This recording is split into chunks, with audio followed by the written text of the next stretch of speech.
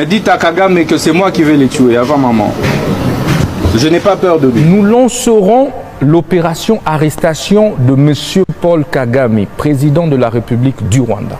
Parce que nous estimons en réalité que le plus grand mal sécuritaire du pays devient M. Kagame. Kagame, moi je les considère désormais comme un système qu'il faut neutraliser.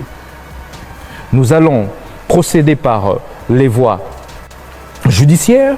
Je poserai la question à messieurs les procureurs de la CPI. Je posais la question à la CPI. La RDC est signataire du statut de Rome. Pourquoi ne lancez-vous pas un mandat d'arrêt international contre M. Paul Kagame? Parce que vous l'avez fait contre Omar el-Béchir, l'ancien président du Soudan. Si la CPI ne répond pas, je vais retirer la RDC du statut de Rome. Simplement. Parce que j'aurais considéré que c'est une politique de 2 poids, 2 mesures. Et que la CPI a été créée pour servir en fait les Congolais des cobayes. Et ça ne passera plus. Et en ce moment-là, je vais lancer des opérations militaires contre le Rwanda. Les blagues que nous sommes en train d'observer ne vont plus s'observer. Et donc nous allons lancer une offensive. Soit ce sera la guerre totale, soit ce sera la paix totale.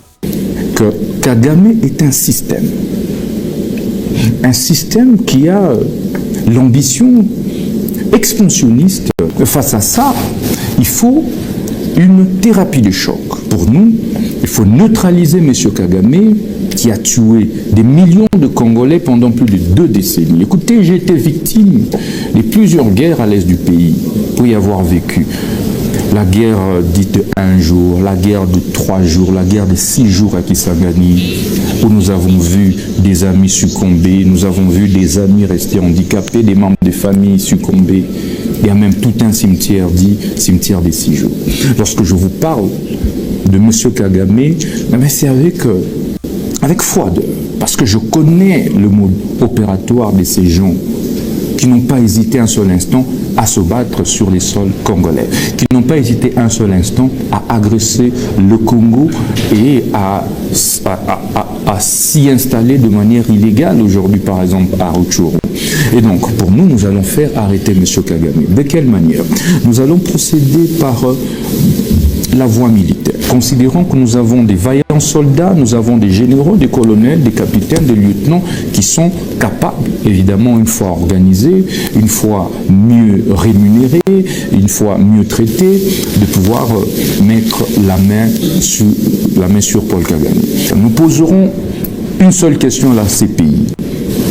Monsieur le procureur de la CPI, pourquoi ne voulez-vous pas lancer un mandat d'arrêt international contre M. Paul Kagame, président rwandais? Parce que, simplement, il y a une jurisprudence en la matière où la même CPI avait lancé un mandat d'arrêt international contre Omar el-Béchir, alors président de la République du Soudan. Et donc, si nous n'avons pas de réponse claire de la part de la CPI, nous allons simplement retirer la RDC du statut de Rome. Et donc, nous allons utiliser ces 2 procédés, militaires et puis judiciaires.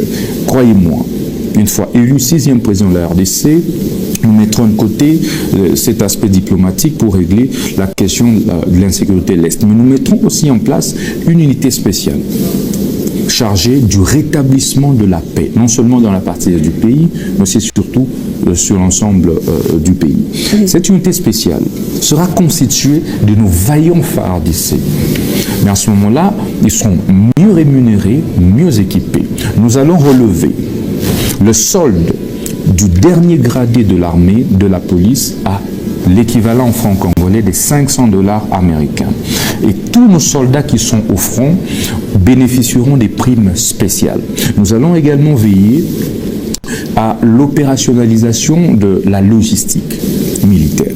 Nous allons rééquiper notre armée, augmenter nos effectifs. En fait, dans un premier temps, nous voulions aller des 133 000 militaires à 260 000 militaires en RDC. Parce que nous estimons que nous sommes un pays très vaste, dimension continentale. Si l'Égypte peut avoir plus de 500 000 militaires, Il est anormal que la RDC, avec toute la situation d'insécurité qu'elle connaît, n'ait que 133 000 militaires.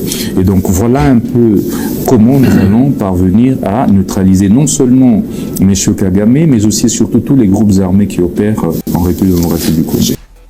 Mettre en moule des actions pénales contre même ceux qui ont adhéré au M23+, qui sont congolais. Mais pourquoi est-ce que la justice congolaise n'arrive-t-elle pas à lancer de mandat d'arrêt international contre ces gens-là? En fait, un mandat d'arrêt international, c'est un avis de recherche en droit interne. Mais il faut ouvrir des actions judiciaires. Et que XY compatriotes qui a adhéré au mouvement terroriste se sentent concernés par une action qui a été ouverte. C'est-à-dire que quel que soit le moment et dans n'importe quel pays où se retrouverait et avec lequel la RDC serait en partenariat, en collaboration judiciaire, ben, il serait appréhendé.